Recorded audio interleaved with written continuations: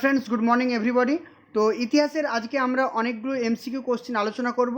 তো এখান থেকে অনেকগুলো কোশ্চেন তোমরা যদি এভাবে প্র্যাকটিস করতে থাকো, আশা করছি যে কোনো এক্সামের জন্য কিন্তু তোমরা কমন পেয়ে যাবে।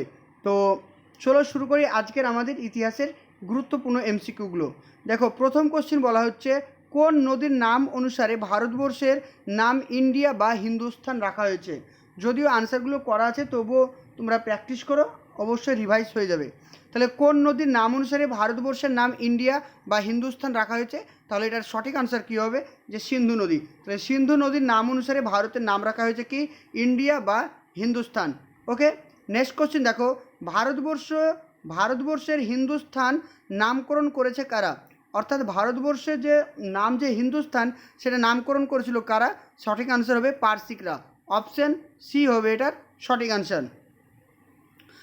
নেক্সট কোশ্চিন, ভারতের নৃত্য তথ্যের জাদুঘর, ভারতকে নৃত্য তথ্যের জাদুঘর বা প্রত্নতাত্ত্বিক জাদুঘর বলেছেন কে? খুব ইম্পর্টেন্ট প্রশ্ন একটা। দেখো, ভারতকে নৃত্য তথ্যের জাদুঘর বা প্রত্নতাত্ত্বিক জাদুঘর কে বলেছেন? সঠিক answer option D, Vincent Smith. Option D হবে এটার সঠিক আনসার। নেক্সট কোশ্চিন বলা হচ্ছে, প্রাচীন ভারতের প্রথম ঐতিহাসিক গ্রন্থ কোনটি? প্রাচীন ভারতের প্রথম ঐতিহাসিক গ্রন্থ হচ্ছে রাজতরঙ্গিনী। তো রাজতরঙ্গিনী হবে প্রাচীন ভারতের প্রথম ঐতিহাসিক গ্রন্থ। তো ঐতিহাসিক, দেখো, রাজতরঙ্গিনী থেকে আমরা কি জানতে পারি? রাজতরঙ্গিনী থেকে আমরা জানতে পারি কাশ্মীরের বিভিন্ন সাম্রাজ্যের কথা। পরীক্ষায় আসে যে কাশ্মীর সাম্রাজ্যের কথা জানতে পারি কোথা থেকে? রাজতরঙ্গিনী থেকে। রাজতরঙ্গিনী কে লিখেছেন? কলহন।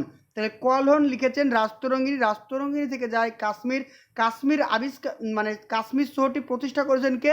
অশোক। কে? অশোক। কোন মুঘল সম্রাট কাশ্মীরকে মুঘল সাম্রাজ্যের অন্তর্ভুক্ত করে? সেটা হবে আকবর। এতগুলো ইনফরমেশন তোমাদের কাশ্মীর থেকে দিয়ে দিলাম। তারপরে নেক্সট 5 নাম্বার কোশ্চেন দেখো কি বলছে, আর্যরা কোন জাতির বংশধর ছিল? সঠিক আনসার হবে কি? এটা হচ্ছে কি নর্ডিক জাতি। আর্যরা ছিল কোন জাতি? আর্যরা ছিল নর্ডিক জাতির বংশধর, নর্ডিক জাতি। রাজপুতরা কোন জাতির বংশধর ছিল? রাজপুতরা ছিল হুন জাতির বংশধর।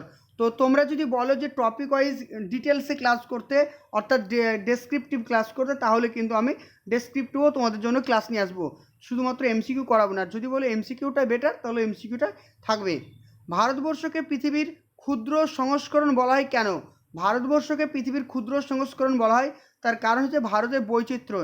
এখানকার আবহাওয়া, জলবায়ু, ভূপ্রকৃতি, মানুষ, প্রতিটা সব কিছু কিন্তু এখানকার কালচার সবই কিন্তু বৈচিত্র্যপূর্ণ। তাই ভারতকে বলা হয় পৃথিবীর ক্ষুদ্র সংস্করণ। অপশন এ হবে এটার সঠিক আনসার। অর্থশাস্ত্র কে রচনা করেন? খুবই ইম্পর্টেন্ট কোশ্চিন। অর্থশাস্ত্র রচনা করেন কে? কৈটিল্য।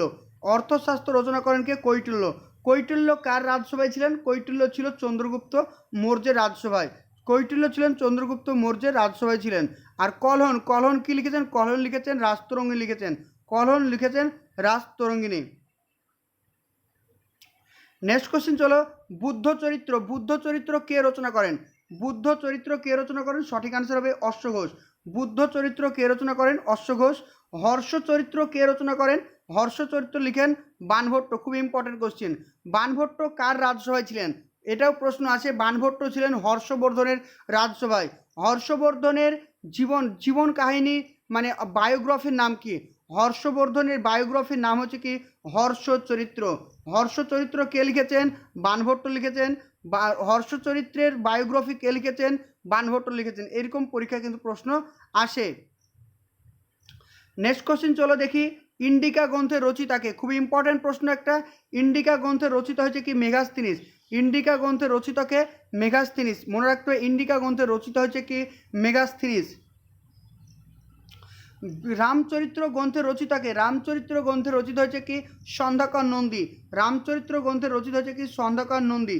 মনে রাখতে হবে রামচরিত্র গ্রন্থের রচিত হয়েছে সন্ধ্যাকর নন্দী। বিক্রমাঙ্ক চরিত্র কে রচনা করেন? বিক্রমাঙ্ক চরিত্র লিখেছেন কে? বিলহন। বিক্রমাঙ্ক চরিত্র কে লিখেছেন? বিলহন। এই সমস্ত বইগুলো এবং তার লেখকগুলো খুবই ইম্পর্টেন্ট পরীক্ষার জন্য। প্রতিটা নাম কিন্তু ভালোভাবে তোমাদেরকে মুখস্থ রাখতে হবে। বিক্রমাঙ্ক চরিত্র কে রচনা করেন? বিক্রমাঙ্ক চরিত্র রচনা করেন বিলহন। রাজতরঙ্গিনী গ্রন্থে কোন রাজ্যের ইতিহাস জানা যায়? এর আগেই বলে দিচ্ছি কাশ্মীর। সঠিক আনসার হবে কাশ্মীর। সর্বপ্রথম কোন বিদেশি দূত ভারতে আসেন? সর্বপ্রথম যিনি ভারতে আসেন তার নাম হচ্ছে কি মেগাস্তিনিস। কি নাম? মেগাস্তিনিস। এখানে দেখো অপশন ডি এ লেখা আছে কি মেগাস্তিনিস।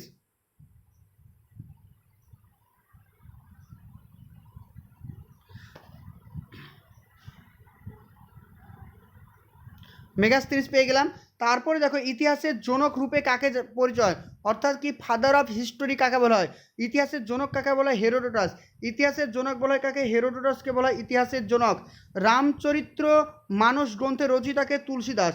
দেখো এখানে কিন্তু গুলিয়ে যায়, একটা হচ্ছে কি রামচরিত্র, রামচরিত্র কে লিখেছেন? সন্ধ্যাকর নন্দী। রামচরিত্র লিখেছেন সন্ধ্যাকর নন্দী, আর রামচরিত্র মানস লিখেছেন কে? তুলসীদাস।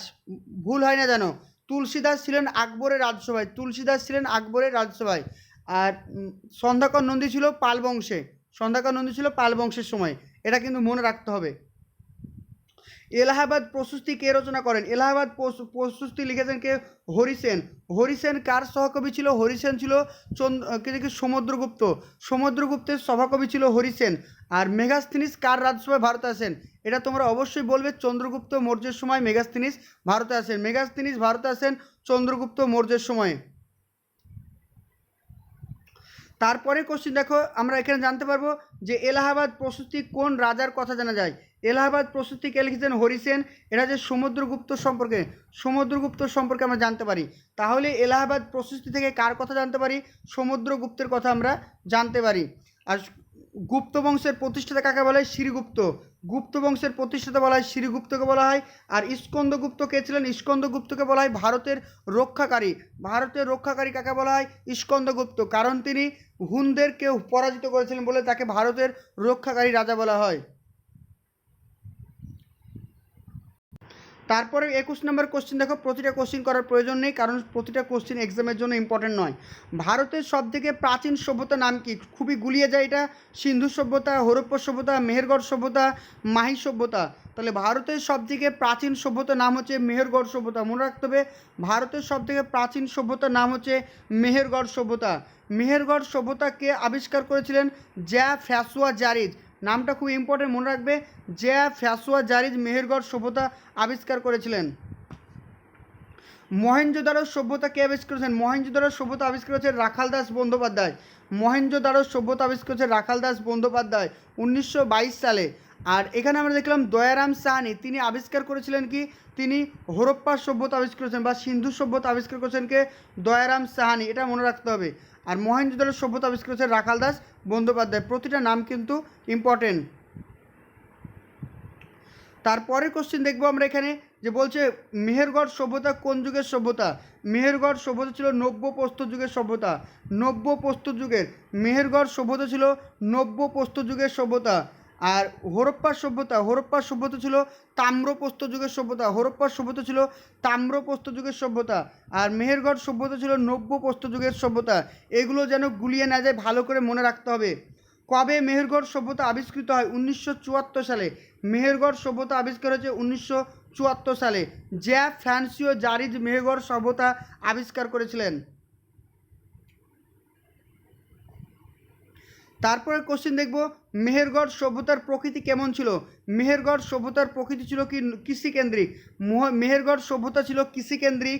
হরপ্পা সভ্যতা কী ছিল? হরপ্পা সভ্যতা ছিল কৃষিকেন্দ্রিক। হরপ্পা সভ্যতা ছিল কৃষিকেন্দ্রিক। আর্য সভ্যতা ছিল কি? কৃষিকেন্দ্রিক। আর্য সভ্যতাও ছিল কৃষিকেন্দ্রিক। আরেকটা জিনিস মনে রাখতে হবে, হরপ্পা সভ্যতা কী ছিল? হরপ্পা সভ্যতা ছিল নগর কেন্দ্রিক। হরপ্পা সভ্যতা, হরপ্পা সভ্যতা ছিল নগর কেন্দ্রিক। পরীক্ষায় খুব আসে এটা, এটাও মনে রাখতে হবে। হরপ্পা সভ্যতা ছিল নগর কেন্দ্রিক, আর মেহেরগড় সভ্যতা ছিল কৃষিকেন্দ্রিক। নেক্সট কোশ্চিন, সিন্ধু সভ্যতা বা হরপ্পা সভ্যতা কোন যুগের? সিন্ধু সভ্যতা কী ছিল? সিন্ধু সভ্যতা ছিল কি? তাম্রপ্রস্তর যুগের। সিন্ধু সভ্যতা ছিল কি? তাম্র, অর্থাৎ কি তামার যুগে। অর্থাৎ কি সিন্ধু সভ্যতায় তামার আবিষ্কার হয়ে গেছিলো বলে একে তাম্রপ্রস্তর যুগ বলা হয়। সিন্ধু সভ্যতাকে বলা হয় তাম্রপ্রস্তর যুগ বলা হয়।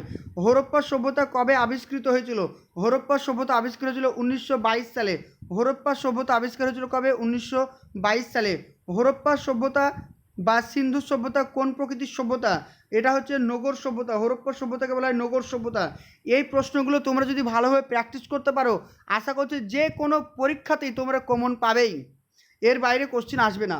তো হরপ্পা সভ্যতা বা সিন্ধু সভ্যতার প্রকৃতি কীরকম ছিল? নগর সভ্যতা ছিল।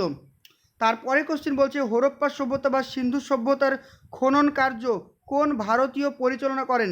এটা সঠিক অ্যান্সার হবে কি দয়ারাম সাহানি। মনে রাখতে হবে কি দয়ারাম সাহানি। হরপ্পা সভ্যতা বা সিন্ধু সভ্যতা কে পরিচালনা করেন? দয়ারাম সাহানি। তারপরে কোশ্চেন বলছে হরপ্পা সভ্যতা পৃথিবীর প্রাচীনতম বন্দরের নাম কি? লোথাল। লোথাল কোথায় অবস্থিত? গুজরাটে অবস্থিত। লোথাল কোথায় অবস্থিত? লোথাল হচ্ছে গুজরাটে অবস্থিত। হরপ্পা সভ্যতার একটি সামুদ্রিক বন্দরের নাম কি? লোথাল। এটাও কিন্তু ইম্পর্টেন্ট পরীক্ষার জন্য। নেক্সট কোশ্চেন, কে সর্বপ্রথম মহেঞ্জোদারো সভ্যতা আবিষ্কার করেছেন? মহেঞ্জোদারো সভ্যতা আবিষ্কার করেছেন কে? রাখাল দাস বন্দ্যোপাধ্যায়। মনে রাখতে হবে কত সালে আবিষ্কার করেছেন? 1922 সালে আবিষ্কার করেছেন। মহেঞ্জোদারো কথার অর্থ কি? মহেঞ্জোদারো কথার অর্থ হচ্ছে মৃত্যুর স্তূপ। খুবই ইম্পর্টেন্ট। মহেঞ্জোদারো কথার অর্থ হচ্ছে মৃত্যুর স্তূপ। হরপ্পা সভ্যতা কোন নদীর তীরে গড়ে উঠেছে? হরপ্পা সভ্যতা সিন্ধু নদীর তীরে গড়ে উঠেছে। মনে রাখতে হবে সিন্ধু নদীর তীরে গড়ে উঠেছে হরপ্পা সভ্যতা। খুব ইম্পর্টেন্ট কোশ্চিন। হরপ্পা সভ্যতা গড়ে উঠেছে সিন্ধু নদীর তীরে। হরপ্পা সভ্যতায় ব্যবহৃত ধাতু কি? হরপ্পা সভ্যতায় যে ধাতুগুলো ব্যবহার করা হতো সেটা হচ্ছে তামা ও টিন। হরপ্পা সভ্যতায় যে ধাতু ব্যবহার করা হতো তামা ও টিন। হরপ্পা সভ্যতায় লোহা কিন্তু আবিষ্কার হয়নি। মনে রাখতে হবে হরপ্পা সভ্যতায় লোহা কিন্তু আবিষ্কার করা হয়নি। নেক্সট কোশ্চিন, দ্রাবিড় সভ্যতা কোথায় গড়ে উঠেছিল? এটা মনে রাখতে হবে দ্রাবিড় সভ্যতা গড়ে উঠেছিল হরপ্পা অঞ্চলে। দ্রাবিড় সভ্যতা গড়ে উঠেছিল কোথায়? দ্রাবিড় সভ্যতা গড়ে উঠেছিল হরপ্পা অঞ্চলে। হরপ্পা সভ্যতার লিপির নাম কি? হরপ্পা সভ্যতার লিপির নাম ছিল কি? সিন্ধু লিপি। হরপ্পা সভ্যতার লিপির নাম ছিল কি? সিন্ধু লিপি। খুব ইম্পর্টেন্ট। হরপ্পা সভ্যতার লিপির নাম ছিল সিন্ধু লিপি। ভারতের প্রাচীনতম গ্রন্থ কোনটি? খুব ইম্পর্টেন্ট। ভারতের প্রাচীনতম গ্রন্থ ছিল ঋগ্বেদ, যেটা আর্যরা লিখেছেন। আর্যদের প্রধান ধর্মগ্রন্থের নাম কি? ঋগ্বেদ। আর ভারতের প্রাচীন ধর্মগ্রন্থের নাম হচ্ছে কি? ঋগ্বেদ। নেক্সট কোশ্চিন, কোন সভ্যতা হরপ্পা সভ্যতার পথিকৃত ছিলেন? মনে রাখতে হবে কি মেহেরগড় সভ্যতা। অর্থাৎ কি হরপ্পা সভ্যতার সমসাময়িক ছিল কি মেহেরগড় সভ্যতা। হরপ্পা সভ্যতার সমসাময়িক, হরপ্পা সভ্যতার সমসাময়িক ছিলেন কে? মেহেরগড় সভ্যতা। তারপরে কোশ্চিন, আর্যরা প্রথম ভারতে কবে আসে? খুব ইম্পর্টেন্ট কোশ্চিন এটা। আর্যরা প্রথম ভারতে আসে 1500 খ্রিস্টপূর্বাব্দে। আর্যরা প্রথম ভারতে আসে 1500 খ্রিস্টপূর্বাব্দে। আর্যদের প্রধান ধর্মগ্রন্থের নাম কি? আর্যদের প্রধান ধর্মগ্রন্থের নাম হচ্ছে কি ঋগ্বেদ। কি বলা হয়? ঋগ্বেদ বলা। আর্যদের প্রধান ধর্মগ্রন্থের নাম ঋগ্বেদ। আর্যদের স্বর্ণ মুদ্রার নাম কি? আর্যদের স্বর্ণ মুদ্রার নাম হচ্ছে কি নিস্কো। খুবই ইম্পর্টেন্ট, পরীক্ষায় অনেকবার এসেছে। আর্যদের স্বর্ণ মুদ্রার নাম হচ্ছে কি নিস্কো। পরীক্ষায় জিজ্ঞেস করতে পারে নিস্কো কাদের মুদ্রা? সেটা হবে আর্যদের। আর্যদের প্রধান মুদ্রার নাম হচ্ছে নিস্কো। নেক্সট কোশ্চিন, বেদের অপর নাম কি? বেদের অপর নাম শ্রুতি। কেন? কারণ বেদ শুনে শুনে মুখস্থ করা হতো বলে বেদের অপর নাম ছিল শ্রুতি। বেদের কয়টি ভাগ? বেদের 4টি ভাগ। কি বেদের 4টি ভাগ কি কি আমরা পরে কিন্তু জেনে নিব। বেদের কয়টি ভাগ? বেদের হচ্ছে 4টি ভাগ। বেদের কোন অংশকে বেদান্ত বলা হয়? বেদের শেষ অংশ। বেদের শেষ অংশকে কি বলা হয়? বেদান্ত বলা হয়। বেদের শেষ অংশকে বেদান্ত বলা হয়। ঋগ বৈদিক যুগের প্রধান দেবতার নাম কি? অগ্নি। ঋগ বৈদিক যুগের প্রধান দেবতার নাম হচ্ছে কি? অগ্নি। মনে রাখতে হবে ঋগ বৈদিক যুগের প্রধান দেবতার নাম হচ্ছে অগ্নি।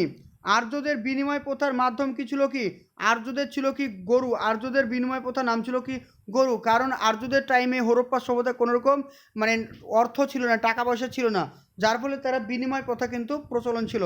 অর্থাৎ কেউ গরু দিবে, কেউ ছাগল নেবে, কেউ গরু দিবে, কেউ ঘাস নেবে, এই ঘাস নয় খাবার নেবে। তো এই ধরনেরগুলো ছিল কি বিনিময় প্রথা। তারপরে বলছে বৈদিক সভ্যতার স্রষ্টা কারা? অর্থাৎ কি বৈদিক সভ্যতা কারা তৈরি করেছে? আর্যরা। বৈদিক সভ্যতা তৈরি করছে আর্যরা। বৈদিক যুগে একজন বিদুষী নারী কে ছিলেন? একজন লোপামুদ্রা। মনে রাখতে হবে লোপামুদ্রা। বৈদিক যুগে একজন বিদুষী নারী ছিলেন লোপামুদ্রা। বৈদিক যুগে প্রধান আর্যদের ভাষা কি ছিল? বৈদিক যুগে আর্যদের ভাষা ছিল কি সংস্কৃত। বৈদিক যুগে আর্যদের ভাষা ছিল সংস্কৃত। বৌদ্ধ ধর্মের প্রবর্তককে? বৌদ্ধ ধর্মের প্রবর্তক হচ্ছে কি বুদ্ধদেব। বৌদ্ধ ধর্মের প্রবর্তক হচ্ছে বুদ্ধদেব। ত্রিপিটক কাদের ধর্মগ্রন্থ? ত্রিপিটক ছিলেন বৌদ্ধ ধর্ম। বৌদ্ধদের প্রধান ধর্মগ্রন্থের নাম হচ্ছে ত্রিপিটক। ত্রিপিটক কোন ভাষায় রচিত? ত্রিপিটক হচ্ছে পালি ভাষায় রচিত। খুবই ইম্পর্টেন্ট কোশ্চিন, বারবার এসেছে এই প্রশ্নটা, বিসিএসে অনেকবার রিপিট হচ্ছে যে ত্রিপিটক কোন ভাষায় লেখা? পালি ভাষায় লেখা। আর্য সত্য সম্বন্ধে কে বলেছেন? আর্য সত্য সম্বন্ধে বলেছেন কে? বুদ্ধদেব। কি নাম? বুদ্ধদেব। কি বুদ্ধদেব। আর্য সত্য সম্পর্কে বলেছে কে? বুদ্ধদেব। জৈন ধর্মের প্রবর্তককে? জৈন ধর্মের প্রবর্তক হয়েছে কি? মহাবীর।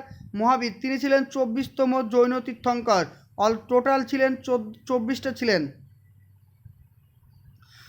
তারপরে কোশ্চিন, জৈনদের প্রথম তীর্থঙ্করের নাম কি? খুব ইম্পর্টেন্ট, ঋষভনাথ। জৈনদের প্রথম তীর্থঙ্করের নাম ঋষভনাথ।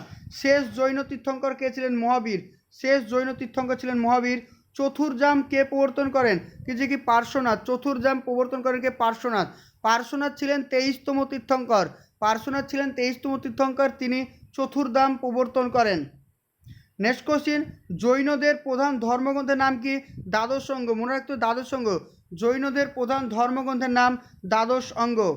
বুদ্ধ কথার অর্থ কি? বুদ্ধ কথার অর্থ হচ্ছে কি? জ্ঞান বা ইনলাইটমেন্ট। ইংরেজিতে থাকলে ইনলাইটমেন্ট আর বাংলায় হলে জ্ঞানী।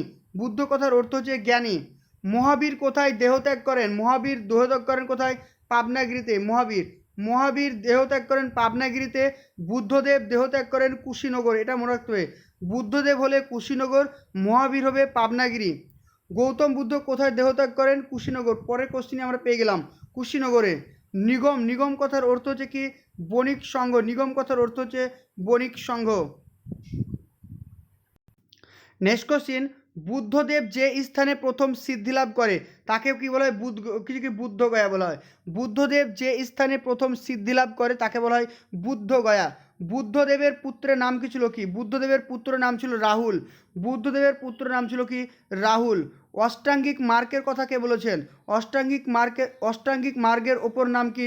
অষ্টাঙ্গিক মার্গ মানে অষ্টমার্গ, অর্থাৎ কি 8টা দিক। লোথাল কোথায় অবস্থিত? লোথাল অবস্থিত গুজরাটে। লোথাল অবস্থিত কোথায়? গুজরাটে অবস্থিত। মহাজন শব্দের অর্থ কি? বৃহৎ রাজ্য। মহাজন শব্দের অর্থ কি? বৃহৎ রাজ্য। মহাজন কথার অর্থ হচ্ছে বৃহৎ রাজ্য। নেক্সট কোশ্চিন, খ্রিস্টপূর্ব 6ষ্ঠ শতকে উত্তর পূর্ব ভারতে কয়টি মহাজন পদ ছিল? 16টি। খুব ইম্পর্টেন্ট, 16টি মহাজন পদ ছিল। কয়টি? 16টি। ষোড়শ মহাজন পদের মধ্যে কোন মহাজন পদ পরবর্তীকালে সাম্রাজ্যে পরিণত হয়? সেটা হবে কি? মগধ। খুব ইম্পর্টেন্ট কোশ্চিন, মগধ। মগধের রাজা কে ছিলেন? শশাঙ্ক, রাজেন্দ্র চোল, বিম্বিসার, আলেকজান্ডার। তাহলে মগধের রাজা কে ছিলেন? বিম্বিসার। মগধের রাজা কে ছিলেন? মগধের রাজা ছিলেন বিম্বিসার। মনে রাখবে বিন্দুসার না, বিন্দুসার ছিলেন মৌর্য যুগের রাজা, আর বিম্বিসার ছিলেন মগধের রাজা। বিম্বিসার ছিলেন মগধের রাজা। বিম্বিসারকে শ্রেণিক উপাধি দেওয়া হয়। বিম্বিসারকে শ্রেণিক উপাধি দেওয়া হয়, মনে রাখতে হবে। নেক্সট কোশ্চিন, কোন বিদেশি জাতি প্রথম ভারত আক্রমণ করেন? খুব ইম্পর্টেন্ট প্রশ্ন এটা। কারা প্রথম ভারত আক্রমণ করেছিলেন? তারা হচ্ছে পারসিক। কারা প্রথম ভারত আক্রমণ করেছিল? পারসিকরা প্রথম ভারত আক্রমণ করেছিল। পারসিকরা কবে ভারতে আসে? 558 খ্রিস্টপূর্বাব্দে। অতটা ইম্পর্টেন্ট নয় এটা, কিন্তু এটা মনে রাখতে হবে কারা প্রথম ভারত আক্রমণ করে? পারসিকরা। কার উপাধি ছিল কুনিক? কুনিক উপাধি ছিল কার? অজাতশত্র। অজাতশত্রের উপাধি ছিল কুনিক। বিম্বিসারের উপাধি কি ছিল? বিম্বিসারের উপাধি ছিল কি? যে শ্রেণিক। এবং অশোকের উপাধি ছিল কি? প্রিয়দর্শনী। ঠিক আছে, এগুলো কিন্তু মনে রাখতে হবে। নেক্সট কোশ্চিন, অশোক কবে সিংহাসনে বসে? অতটা ইম্পর্টেন্ট নয়। 273 সালে অশোক কিন্তু সিংহাসনে বসেন। 273 খ্রিস্টাব্দে অশোক সিংহাসনে বসেন। 269 খ্রিস্টাব্দে, 269 খ্রিস্টপূর্বাব্দে, 269 খ্রিস্টপূর্বাব্দে কী হয়েছিল? অশোকের রাজ্য অভিষেক হয়েছিল। অশোকের রাজ্য অভিষেক হয়েছিল 269 খ্রিস্টপূর্বাব্দে, অর্থাৎ অশোকের সিংহাসনে বসার 4 বছর পরে। 261 খ্রিস্টপূর্বাব্দে কলিঙ্গ যুদ্ধ হয়। এটাও মনে রাখতে হবে, 261 খ্রিস্টাব্দে কলিঙ্গ যুদ্ধ হয়। নন্দবংশের প্রতিষ্ঠাকে মহাপদ্মনন্দ। নন্দবংশের প্রতিষ্ঠা বলা হয় কি? মহাপদ্মনন্দ। মহাপদ্মনন্দ ছিলেন একজন নন ক্ষত্রিয় রাজা। মহাপদ্মনন্দ ছিলেন একজন নন ক্ষত্রিয় রাজা, অর্থাৎ তিনি একরাট উপাধি গ্রহণ করেন। তিনাকে উগ্রসেনা বলা হয়। তাহলে এখান থেকে কত ইনফরমেশন জানতে পারলাম আমরা, যে নন্দবংশের প্রতিষ্ঠাকে মহাপদ্মনন্দকে বলা হয় একরাট বলা হয়, মহাপদ্মনন্দকে উগ্রসেনা বলা হয়। মহাপদ্মনন্দ ছিলেন একজন নন ক্ষত্রিয় রাজা। তারপর নন্দবংশের শ্রেষ্ঠ রাজার নাম ছিল কি? ধননন্দ। এটা মনে রাখতে, ধননন্দের সময়ে আলেকজান্ডার ভারত আক্রমণ করেছেন। আলেকজান্ডার ভারত আক্রমণ করেছে কবে? 326 খ্রিস্টপূর্বাব্দে। এগুলো প্রতিটা এক্সামে আছে। ধননন্দের সময় আলেকজান্ডার ভারত আক্রমণ করেন। নন্দবংশের প্রতিষ্ঠাতাকে মহাপদ্মনন্দ। নন্দবংশের শেষ রাজা ধননন্দ। ধননন্দকে পরাজিত করে সিংহাসনে বসেছিলেন কে? চন্দ্রগুপ্ত মৌর্য। এটাও ইম্পর্টেন্ট, মনে রাখতে হবে। মৌর্য বংশের প্রতিষ্ঠাতাকে? মৌর্য বংশের প্রতিষ্ঠা হচ্ছে কি? চন্দ্রগুপ্ত মৌর্য। মৌর্য বংশের প্রতিষ্ঠা চন্দ্রগুপ্ত মৌর্য। চন্দ্রগুপ্ত মৌর্যকে সিংহাসনে বসতে সাহায্য করেছিল কে? কৈটিল্য। কৈটিল্যর আসল নাম কি? বিষ্ণুগুপ্ত। কৈটিল্যর লেখা বইটির নাম হচ্ছে কি? অর্থশাস্ত্র। এতগুলো ইনফরমেশন তোমাদেরকে মনে রাখতে হবে। চন্দ্রগুপ্ত মৌর্য কত খ্রিস্টাব্দে সিংহাসনে বসে? ইম্পর্টেন্ট কোশ্চিন, 324 খ্রিস্টপূর্বাব্দে। কবে? 324। বিম্বিসারকে অমিত্রঘাত উপাধি কারা দিয়েছেন? গ্রিকরা। বিম্বিসারকে অমিত্রঘাত উপাধি দিয়েছেন কারা? বিম্বিসাররা। অমিত্রঘাত কথার অর্থ কি? অমিত্রঘাত কথার অর্থ হচ্ছে সূত্র হননকারী। সূত্র হননকারী। বিম্বিসারকে বলা হয় অমিত্রঘাত উপাধি দেওয়া হয়।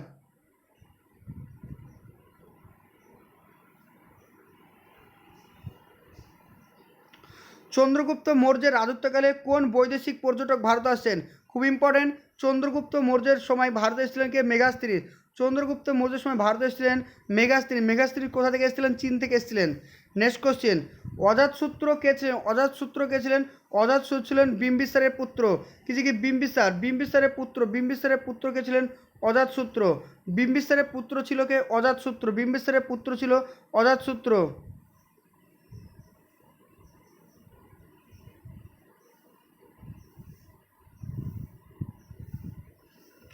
নেক্সট কোশ্চিন, ভারতে নৌবিদ্রোহ কবে হয়? খুব ইম্পর্টেন্ট, 1946 সালে। ভারতে নৌবিদ্রোহ হয় 1946 সালে। মৌর্য সাম্রাজ্যের শ্রেষ্ঠ সম্রাট কাকে বলা হয়? অশোক। মৌর্য সাম্রাজ্যের শ্রেষ্ঠ সম্রাট বলা হয় কাকে? অশোককে বলা হয়। আর মৌর্য সাম্রাজ্যের শেষ রাজার নাম হচ্ছে কি? বৃহংহ্রদ। বৃহংহ্রদ ছিল মৌর্য সাম্রাজ্যের শ্রেষ্ঠ রাজা ছিলেন অশোক, শেষ রাজা ছিলেন বৃহংহ্রদ এবং প্রথম রাজা ছিলেন চন্দ্রগুপ্ত মৌর্য। মৌর্য রাজাদের রাজধানী কোথায় ছিল? মৌর্য রাজাদের রাজধানী ছিল কোথায়? পাটলিপুত্র।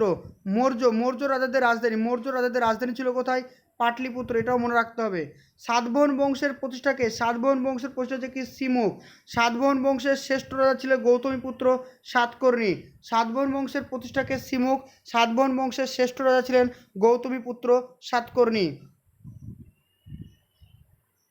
বিম্বিসার কোন রাজবংশ ছিলেন? বিম্বিসার। বিম্বিসার ছিলেন হর্ষঙ্ক বংশের। বিম্বিসার, এটা মনে হতে, বিম্বিসার ছিলেন হর্ষঙ্ক বংশের রাজা। বিম্বিসার ছিলেন হর্ষঙ্ক বংশের। আর বিন্দুসার ছিলেন মৌর্য বংশের। বিন্দুসার ছিলেন অশোকের বাবা। আর বিম্বিসার ছিলেন হর্ষঙ্ক বংশের প্রতিষ্ঠাতা বিম্বিসার। কোন মৌর্য সম্রাটকে ভারতের প্রথম ঐতিহাসিক সার্বভৌম সম্রাট বলা হয়? চন্দ্রগুপ্ত মৌর্যকে। Very very important question, WBCS এর প্রিলিমস পরীক্ষায় অনেকবার প্রশ্নটা এসেছে। কোন মৌর্য সম্রাটকে ভারতের প্রথম ঐতিহাসিক সম্রাট বলেছেন? চন্দ্রগুপ্ত মৌর্যকে।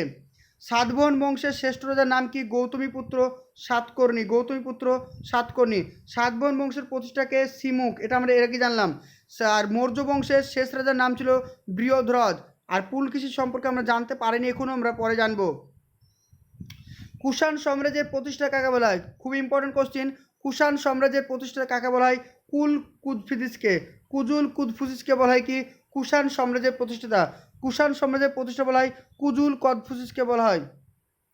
নেক্সট কোশ্চেন, কুষাণ সম্রাট কোন কুষাণ সম্রাট মহেশ্বর উপাধি গ্রহণ করেন? কোন কুষাণ সম্রাট? সেটা হবে কি? মহেশ্বর ছিলেন ভীম কোদফিসিস। কোন কুষাণ সম্রাট কি মহেশ্বর উপাধি গ্রহণ করেন? সেটা হবে ভীম কোদফিসিস। কুজুল ফদফিসিসের পরে যে সাম্রাজ্যে বসে তাকে বলা হয় ভীম কোদফিসিস। নামগুলো গুলিয়ে যায় না। কুজুল কোদফিসিস ছিলেন কে? কুষাণ সাম্রাজ্যের প্রতিষ্ঠাতা। কুষাণ সাম্রাজ্যের প্রতিষ্ঠা ছিলেন কুজুল কোদফিসিস। কুজুল কোদফিসিসের পরে ভারতের সিংহাসনে বসেছিলেন কে? ভীম কোদফিসিস। শকাব্দ কে চালু করেছেন? শকাব্দ চালু করেছেন কে? কনিষ্ক। শকাব্দ চালু করেছেন কে? কনিষ্ক। কবে চালু করেছেন? 78 খ্রিস্টাব্দে। 78 খ্রিস্টাব্দে শকাব্দ চালু করেছেন কে? কনিষ্ক। এই কোশ্চেনটা খুব ইম্পর্টেন্ট, অনেকবার পরীক্ষা এসেছে। শকাব্দ কবে চালু করা হয়? 78 খ্রিস্টাব্দে। 78 খ্রিস্টাব্দে শকাব্দ চালু করা হয়। দ্বিতীয় অশোক কাকে বলা হয়? দ্বিতীয় অশোক বলা হয় কনিষ্ককে।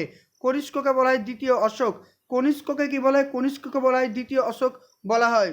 কুষাণ সাম্রাজ্যের রাজা ছিলেন কে? কনিষ্ক। কনিষ্ক রাজধানী কি ছিল? কনিষ্ক রাজধানী ছিল পুরুষপুর। এটাও মনে রাখতে হবে, কনিষ্ক রাজধানী ছিল পুরুষপুর। নেক্সট কোশ্চেন আমরা দেখব। নেক্সট কোশ্চেন বলা হচ্ছে যে কনিষ্কর সভাকবি কে ছিলেন? কনিষ্কের সহকবি ছিলেন অশ্ব ঘোষ। খুব ইম্পর্টেন্ট কোশ্চিন, কনিষ্কের সহকবি ছিলেন অশ্ব ঘোষ।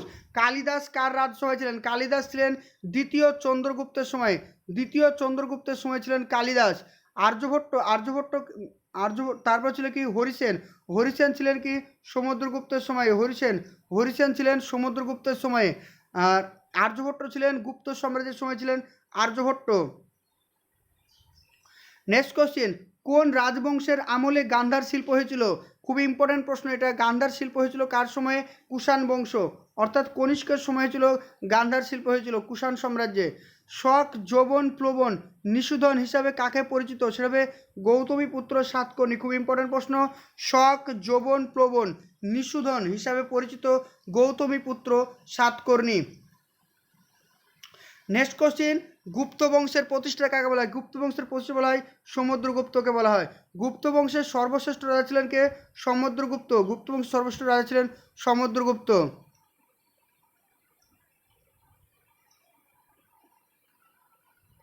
গুপ্ত সম্রাট কি? কোন গুপ্ত সম্রাট পরাক্রমঙ্ক উপাধি ছিলেন? গুপ্ত সম্রাট কি বলছি? পরাক্রমঙ্ক উপাধি ছিল সমুদ্রগুপ্ত। সমুদ্রগুপ্ত যে উপাধি ছিল তাকে বলা হয় পরাক্রমঙ্ক বলা হয়। পরাক্রমঙ্ক বলা হয় কাকে? সমুদ্রগুপ্তকে বলা হয়। এটা কিন্তু মনে রাখতে হবে। তো ওকে বন্ধুরা, এই ছিল আজকে আমাদের ফার্স্ট ভিডিওতে টোটাল 100টা কোশ্চিন আলোচনা করলাম। তোমরা ভিডিওটা একবার দুবার দিয়ে রিভাইজ করে নাও। এইভাবে আমরা কিন্তু অনেক এমসিকিউ প্র্যাকটিস করবো, যার ফলে কিন্তু আমাদের বিভিন্ন পরীক্ষা কিন্তু অনেকটা হেল্পফুল হয়ে যাবে। Thank you for watching. আর পিডিএফ এর জন্য অবশ্যই তোমরা ডেসক্রিপশনে দেওয়া লিঙ্কে জয়েন হয়ে যাবে টেলিগ্রাম চ্যানেলে, সেখানে তোমাদেরকে আপডেট এবং পিডিএফকে প্রোভাইড করা হবে। Thank you.